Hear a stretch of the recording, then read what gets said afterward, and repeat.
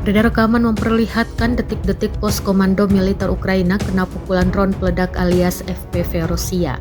Selain pos, drone juga menyikat kendaraan militer Ukraina. Rekamannya beredar di Telegram pada Rabu 29 Mei 2024. Dalam keterangan unggahan disebutkan, pos komando angkatan bersenjata Ukraina di wilayah Sumy dihancurkan. Sekelompok militan ditemukan pengintai Rusia di Velikaya, Pisarevka, Sumy. Target pertama yaitu pos berisi puluhan tentara Ukraina yang terkena drone FPV. Selanjutnya, drone kedua menghancurkan kendaraan Ukraina. Sejumlah tentara Ukraina pun dikabarkan menderita luka-luka dampak ledakan drone.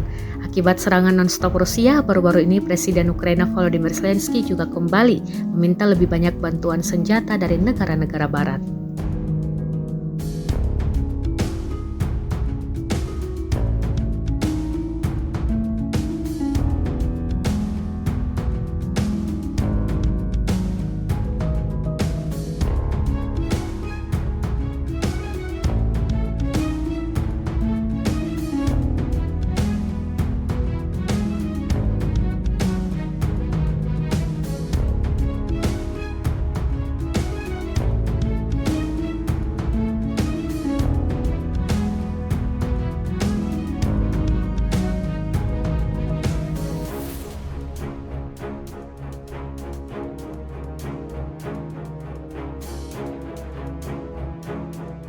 Download Tribun X sekarang, menghadirkan lokal menjadi Indonesia.